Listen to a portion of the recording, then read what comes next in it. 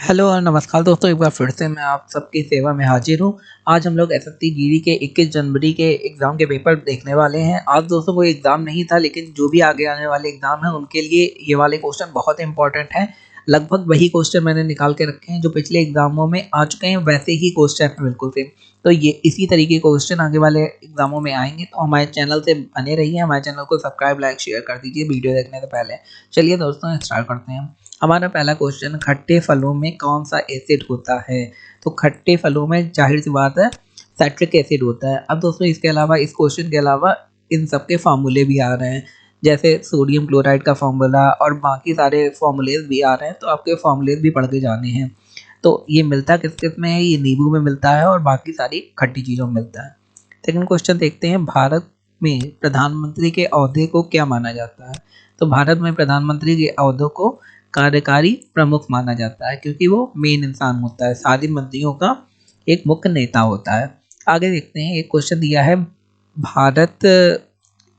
भारतीय जनगणना 2011 के अनुसार 2001 से 11 के लिए भारत की 10 की जनसंख्या में किस दर पे वृद्धि हुई है? लगभग कितनी वृद्धि हुई है? तो 10 की माने 10 वर्षों की जनसंख्या में 17.64% की वृद्धि हुई है।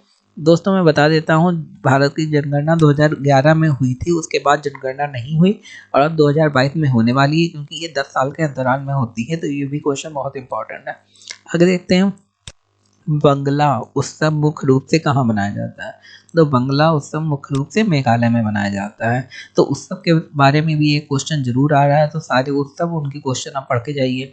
आगे देखते हैं, ताजमहल, बीबी का मकबरा, एतमाद उल दौला किस चीज़ के स्मारक हैं? तो ये सारे स्मारक हैं और ये मृत व्यक्तियों के स्मारक हैं।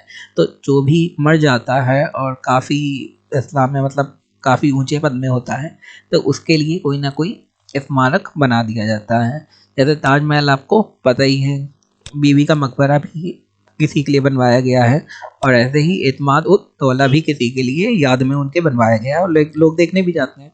आगे देखते हैं, सम्राट अशोक किसका उत्तराधिकारी था? तो सम्राट अशोक बिंदुसार का उत्तराधिकारी था। उसके अलावा सम्राट अशोक से के बौद्ध धर्म से जुड़ने के क्वेश्चन भी आ सकते हैं और बौद्ध धर्म के बारे में भी क्वेश्चन पूछे गए हैं। आगे देखते हैं, भारत का संविधान, भारतीय संविधान को पहली बार कब संशोधित किया गया? तो भारतीय संविधान को पहली बार 1950 में संशोधित किया गया। तो ये भी एक क्वेश्चन काफ़ी इंपॉर्टेंट है। आगे देखते हैं, रॉलेट एक्ट को किस वर्ष लागू किया गया? तो रॉलेट एक्ट को 1919 में लागू किया गया। तो ये क्वेश्चन आपको पता ही होगा, ये तो हिस्ट्री के क्वेश्चन है और बचपन से हम लोग पढ़ते हुए आ रहे हैं। आगे है, महाराणा प्रताप बुलबुल किसे कहते थे? महाराणा प्रताप अपने घोड़े को बुलबुल कहते हैं, मतलब उन्होंने अपने घोड़े का नाम बुलबुल रखा था। किसने रखा था? महाराणा प्रताप ने। एक ही बार में बिल्कुल समझ लीजिए, जिससे दोबारा आपको बार बार देखना ना पड़े, आप नए क्वेश्चन देखें। आगे, बॉक्सर एवॉन्डर होलीफील्ड को किस नाम से जाना जाता है? उन्हें कहा जाता है द रियल डील। ये भी इनका मतलब दूसरा नाम है। आगे देखते हैं, सिंधु घाटी सभ्यता का बंदरगाह कहाँ पर था? वो था लोथल। बंदरगाह से मतलब आप समझ रहे हैं, जहाँ से व्यापार होता है, दूसरे देशों में जाते हैं जहाज। तो सिंधु घाटी सभ्यता जब थी, उस टाइम भी जहाज से माल को निर्यात करा जाता था और आयात करा जाता था। भारत से निर्यात ज़्यादा होता था, आयात कम होता था। भारत से मसाले निर्यात होते थे और जो पत्थर होते हैं कीमती, वो सब निर्यात होते थे भारत से अलग अलग देशों से। यूरोप में भी निर्यात होते थे और साउथ ईस्ट एशिया में भी निर्यात होते थे। आगे देखते हैं, जैन धर्म में महावीर को क्या माना जाता है? वो जाहिर सी बात है जैन धर्म के वास्तविक संस्थापक थे। ये तो एक आंसर हो गया। अगर ऐसे और भी आंसर आते हैं तो आप देंगे। उनकी माँ का नाम, पिता का नाम, उनके वाइफ का नाम, उनका बच्चा, उसका नाम, कब पैदा हुए थे, कहाँ ज्ञान प्राप्त हुई थी, और जैन धर्म के 2 प्रकार। ऐसे ही बौद्ध धर्म की ये सारी चीज़ें आप पढ़ के जाएंगे। आगे देखते हैं, मगध के उत्थान के लिए निम्न में से कौन सा शासक उत्तराधारी है? तो मगध के उत्थान के लिए बिंबिसार उत्तराधारी है। आगे देखते हैं, भारत में प्रोफेशनल 2020 क्रिकेट लीग को क्या कहते हैं? तो प्रोफेशनल 2020 हम लोगों के यहाँ होता है, उसे कहते क्या? उसे आईपीएल कहा जाता है। तो दोस्तों ये भी काफ़ी इंपॉर्टेंट क्वेश्चन, ये भी पूछा जा सकता है। जो क्रिकेट नहीं देखता उसके लिए तो काफ़ी इंपॉर्टेंट। वैसे मोस्ट ऑफ द लोग तो क्रिकेट देखते ही हम लोग। आगे, भारत के राष्ट्रपति कौन है? वो है रामनाथ कोविंद। ये आप सभी को पता होगा।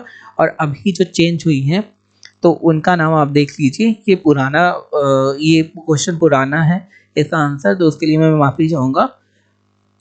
आगे देखते हैं, सचिन तेंदुलकर को हाल ही में किस खिताब से नवाजा गया है? उन्हें अभी पद्म विभूषण खिताब से नवाजा गया है। आगे देखते हैं, इसरो के हेडक्वार्टर कहाँ पे है? देखो ये इंपॉर्टेंट क्वेश्चन है कि इसरो का हेडक्वार्टर कहाँ पे है, वो है बेंगलोर में। तो वहीं से सारे रॉकेट लॉन्च और बाकी चीज़ें होती हैं। आगे देखते हैं, संसद में कौन से दो हाउसेज होते हैं? संसद में एक होता है लोकसभा जो बड़ा होता है, और एक होता है राज्यसभा जो छोटा होता है। तो ये दो हाउसेज भवन होते हैं, संसद संसद भवन जिसे कहते हैं। तो दोस्तों, अगर आपको वीडियो अच्छा लगा हो, हमारी मेहनत अच्छी लगी हो, तो हमारे चैनल को लाइक करें, शेयर करें, सब्सक्राइब करें। धन्यवाद।